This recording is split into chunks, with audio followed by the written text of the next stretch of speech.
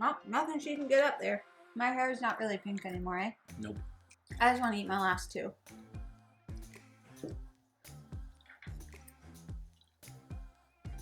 How long have we been eating these things? Forever. Did you change your sweater? I freaking wear this so we could be twins. Mine's way too small now. Does not fit. I guess it's mine now. Sucka. Crack dinner. Sour Patch Kids. Some say that Power meal. I have the palate of a rich lady. Yep. You'd be right. I'm sorry, what? Sorry, what? Wait, do it again. Sorry, what? Say it again. Right. Yeah, it's fun, isn't it? Is that not like the best thing ever? You have to apply more pressure than I would have thought. Yeah, you gotta be strong to be a corgi. You gotta be, say it again? It's the wrong ear. You gotta be strong to be a corgi. Yeah. I want my own though. That's not a corgi. Like a Pikachu or something. Do they have those?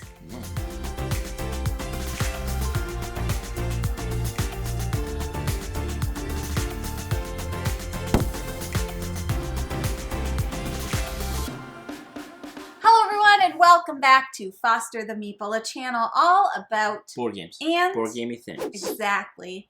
We are here today to do another top 10 video, but not really top 10. More like a recommendation video. 10 suggestions. 10 suggestions, exactly. And the suggestions that we are making today are 10 games for couples. And why? Why? It's Valentine's Day is coming up, okay? Do you Care about it? care about Valentine's Day? Not at all. Yeah, I don't Not really even a little bit. Unless you're getting me chocolate. You get chocolate every day. That's true. Jeff just got me these Oreos that have so much icing in them. It's actually ridiculous. Okay, so I never thought there was an Oreo that would have too much stuff in the middle, but I got like It's too much stuff. mega stuff. It's like 10 plops of icing. All you can taste is It looks like an ice cream sandwich. yeah. Anyways, we are going to talk about 10 games that we would recommend for couples for the season of love. And that's mainly why I wore this sweater today, because I thought Jeff earlier had his sweater on. But you're wearing pink, so I guess that's kind of like a love color. I wonder why that became a thing. Like, I know that Valentine's Day was just a commercial thing, but like, why red and pink? Or why red, pink, and white? Like, what? Because the heart is red. You know? I don't know. Listen, I'm not a historian of love. You are a murderer of love. If anybody knows what movie that's from, you get 10 points. 10 points. So I do have a couple of honorable mentions. As per usual. As per usual. Now, for this list, for games for couples, we were thinking about games that obviously play good at 2 players, that we like to play as a couple, that we think would be good maybe for a first date or for a 150th date. You know, just something to play with your significant other that will be fun. Do you think anyone counts to 150 dates? Probably. There are some people who are like, it's my baby's 72nd week birthday. He's 72 weeks old. I do. Okay. That's a thing. Sidebar. Yeah. Nothing to do with Valentine's Day. Or couples. Yeah, kind of, I guess. Byproduct of couples. Why is that a thing? I don't know. Like, why isn't a baby a year and a half? It's like, you guys tell us. it's 18 months. We don't know anything about No, it's babies. a year and a half. It's a year and a half years old. There must be like, some at logic. what point does it become like 2 years. Is it 2? I think it must be. Because if somebody were to say my baby's 24 months old, I don't know. They might. They might. I feel like I've heard that. You guys tell us. I don't know anything about it. Honorable mentions. The first honorable mention that we have on the list is Flamecraft.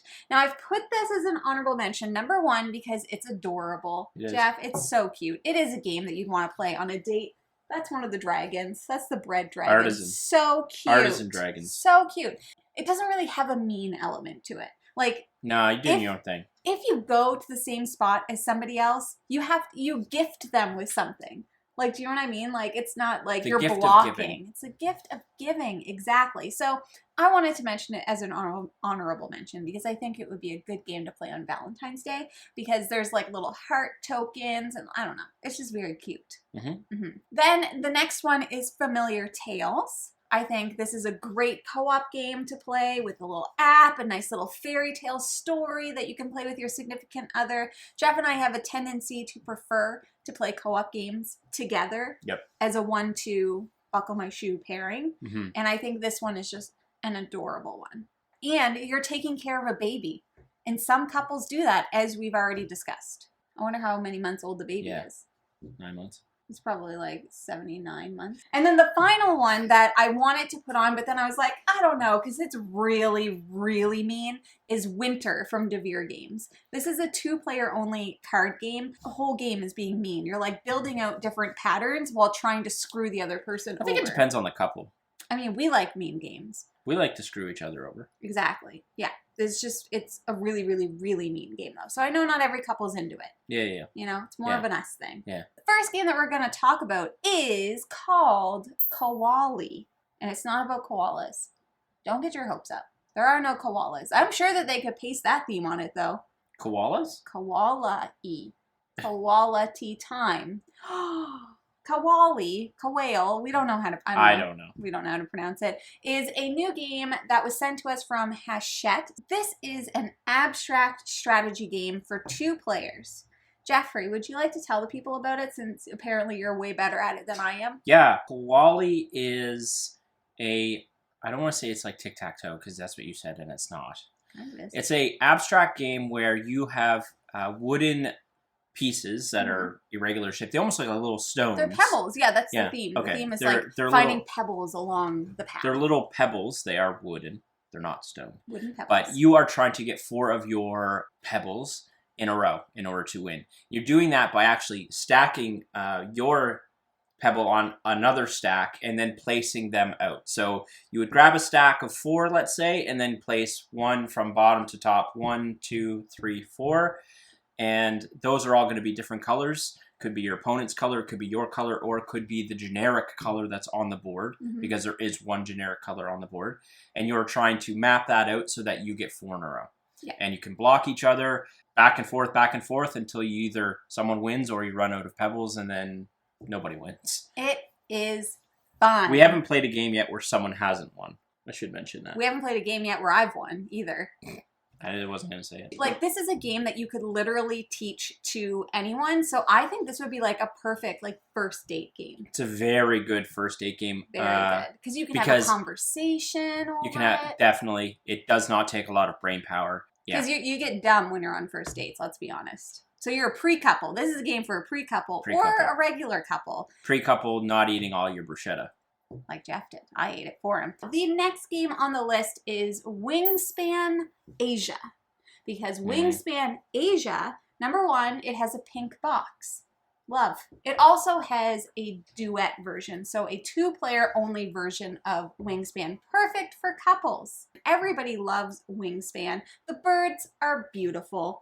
The game is fun. It is something that you could play with your significant other. The difference between Wingspan Asia and regular Wingspan in terms of the duet version is there is another board that is present where you are placing out your little duet tokens, and it almost becomes a bit of like an area control type of situation where you are like trying to gain control over certain areas of that duet board. And like scoring little bonuses and stuff. Yeah. Exactly. Yep. Next up, we have Viticulture World. Another cooperative game and another Stonemaier game. Yep. Go figure. Stonemaier loves love. Stonemaier loves love. Viticulture World is the cooperative version of viticulture. And who doesn't want to spend time with their significant other building out a vineyard and living a southern France dream world type of situation? Or possibly other parts of the world. I'm only saying other parts because in Viticulture World, you're going around that world. True. It's almost like a vacation in a board game. Exactly. Yeah, because you've got everything that you need for a couple's vacation. You've got a game that you just can't win. Wine. We don't drink, though. No. Travel. Beautiful scenery. You love to see it. But yeah, it's a cooperative version of viticulture, and it is a challenge, so it's something that you can work on together as you're communicating with each other. Developing that communication. You're developing communication is key, people. Exactly. And if nothing else, viticulture is just super fun. It is. It's a great game. Next up, we have The Loop. Speaking of wanting to have a challenge, a challenging time with your significant other, this is a game that Jeff and I have played numerous times, and we have never won. But basically, it's a game about time traveling, and you are jumping around this loop that has different eras in time, and you are trying to defeat the big boss. You are jumping around through different eras, doing different objectives, and then in the center there is like this little tower that you're dropping cubes on, and essentially what you don't want is to have certain eras or certain areas of the board basically explode, because once so many of those do, you lose the game. Happens to us all the time. But this is just another one of those really fun co-op games that's going to give you a challenge, and it's something that I think we both enjoyed a ton. I think a lot of these that we picked spark really good conversations, really lean into that communication piece and exploring what that means between not even just like people as a board gaming couple, but people as a couple. Communication is key, peeps. Not sure if you knew that. Speaking of cooperative games, this one's not so much about communication, but Stardew Valley, the board game. What happens in Stardew Valley? You get married. Jeff has a wife. Stardew Valley, guess what? It's not me. They've even got a dog together. Quite rude, actually. Stardew Valley, the board game, though, is so cute, and it is just a great cooperative experience. Would you like to explain it? Yeah, Stardew Valley is a objective-based cooperative game where you are going to be going around Stardew Valley, collecting resources, talking to villagers in order to complete objectives. For Grandpa. For Grandpa's goals. And why this game, I think, is so good for couples to play is you will not be successful if you are not on the same page. No. And the game is so tight wherein each person needs to really be like, okay, on my turn, I am going to go here, and this is why. And if you go here, we'll be able to do this thing. Like, I understand that that's like most co-op games, but this one has not a lot of like leniency for screwing up that order of operations. Not a lot of wiggle room within that. Yeah, it's not one where you can be like, whatever, I'm just going to go do my own thing, you do your own thing, and hopefully we achieve the things. You can't do that. You can't be successful in this game without leaning on whoever you're playing with. You can't. Yeah. That's life. That's love. That is life and love. Next up, we have Applejack, which is Uwe's new tile placement game. And I picked this one specifically because this game is just a chill, cozy tile placement game. This is you're going on a date, having a coffee. Having a coffee, eating some apple pie, perhaps. This is a 10 a.m. on a Saturday date game. So basically in this game, you are building out your orchard on your own player board. So there's limited player interaction. The only way you kind of interfere with each other is, let's say Jeff took a tile that I wanted, but you're going to have other options. You know what I mean? So you are kind of going around this board and you are picking up different apple tiles and you are trying to build out large groupings of those apples in order to score points. It is just relaxing. It is definitely one that I would say would be great for a date night, and like Jeff said, over coffee in the morning. And it's just something about it is just very like cozy. It's in line with like the patchwork cozy feel type of game. Yeah. And I think those games just really play well, you know, with your significant other. For show. Okay, next up. This one is extremely specific to us. However, because it has been so successful with us, I feel like it could be successful with everyone, and that is Boomerang Australia. Or just Boomerang. Boomerang Australia is a draft and write where you are basically trying to complete a bunch of different objectives. Set collection is one. There's a little like geographical map section that you're trying to secure all the locations for. There's a boomerang effect, which is basically the first card you play down will have a card value, say it's 1. And then as you play out cards, if you play out the 7, you will score 6 points because the difference between 1 and 7 is 6. What? That's basically the game. It's super straightforward. It's very simple. It's one we really have gravitated towards over the past 6 months or so, and it's just super easy to table. quick to play, and very, very enjoyable. Love it. Yeah, and like I said, this one's maybe a little bit specific to us because it is one that we just keep grabbing over and over and over again. However, since we started playing it and talked about it, I know that there's been other couples that have done the same thing. And this is definitely one of the games that we constantly reach for if we're like, I don't know, I don't really feel like getting into something like what should we play? It's always Boomerang Australia. Okay, the next one is Paint the Roses, which is a cooperative social deduction game where you are in the world of Alice in Wonderland. I feel like we've been talking about this game a lot lately. We've also played it a couple times lately, but you are in the world of Alice in Wonderland. The Queen of Hearts chasing you, chopping off your head, a rascal, that one. You have a grid with these acrylic tiles where you are going to be playing out different patterns and giving your partner or whoever you're playing with clues as to what pattern cards you have in your hand, which is either going to be 2 colors, 2 shapes, or a color and a shape. So if I have a pink tile and my card says pink, pink, I want to lay that pink tile next to another pink, and then I can put out a clue to try and help Jeff to guess what I have. And Jeff can also put out clues as well. So this is just a real, this is almost like the kind of game where you have to know how your partner thinks. As you were talking about it, I was like, how am I going to just, describe this to people? Do you know what it reminds me of? What? It's like The Mind, but an actual board game. Kind of. Do you know what I mean? Like, not that The Mind is an actual board game, but it's got that element of, what are you thinking? Yeah. And you can't talk, but, you are giving little prompts, and it's like, okay, what are you thinking? And you're just looking at each other being like, and you're not allowed to give physical cues or anything. It's just really, to Jamie's point, you just need to know how your partner thinks. And it's really cool because, I think differently than Jamie does. I'm very, color or whatever. I always gravitate towards color. Jamie gravitates towards, patterns. It's just really interesting to see how that dynamic plays out. It's super fun. Yeah. The next one we have is a new one from DeVere Games, and that is called Sabernac Forest. And this one, you are building out pathways to help feed the little animals that you're going to have in your own forest. So each of you are building out your own forest, and you are going to be drafting animal cards and then building out pathways and putting different food tokens on those pathways. Now, a fox might really like eggs and worms, but they might be like, ew, berries. So then you got to water those different things in order for the fox to maybe be more enticed. And that's what you're doing. You're just building out paths, putting out resources, and then depending on how much the animal enjoys those food types, that's how many points you're going to score. When we were playing it, it reminded us a little bit of King Domino. Yes. Because there is that grid building type element. You have to build out paths, and those all have to make sense.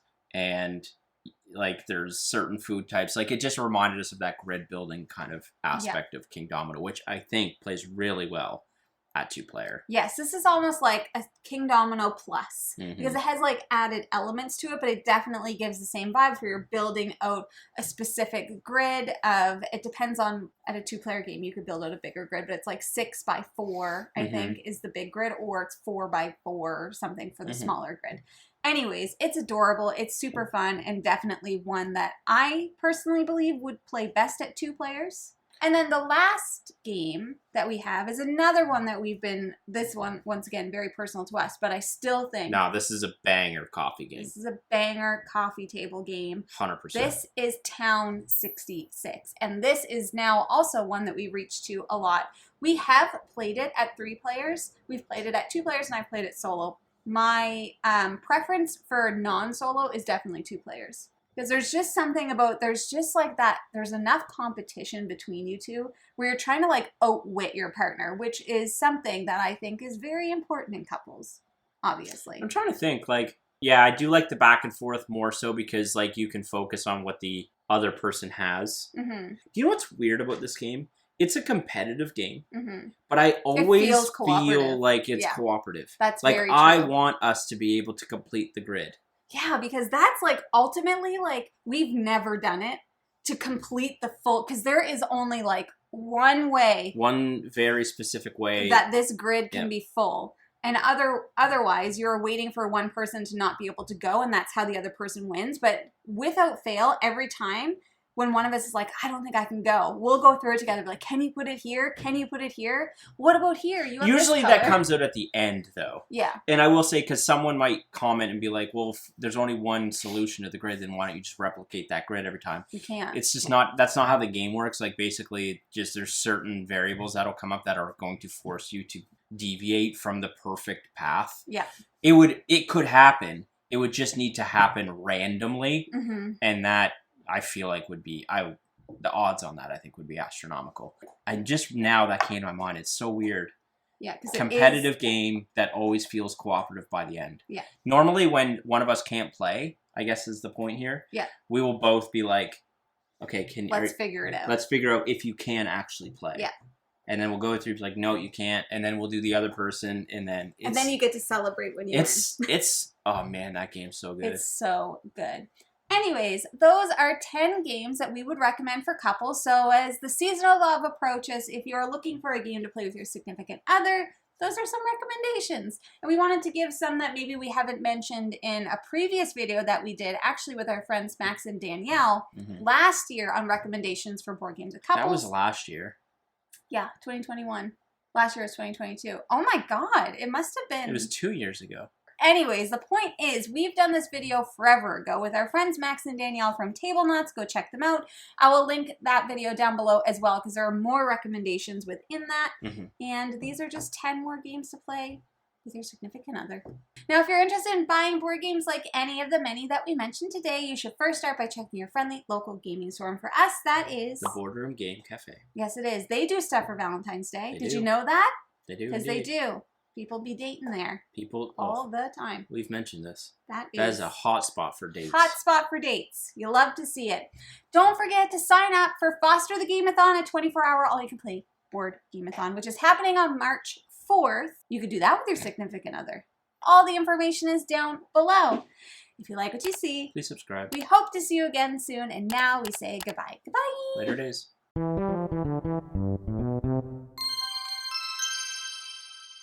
want that. This thing, I can't do this.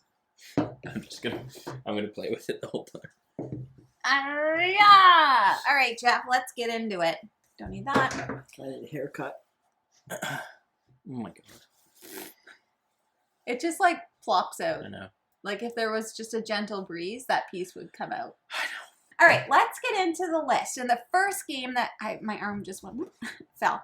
You're trying to defeat the big box. You're trying to do different... Did you say big box or big boss? Box.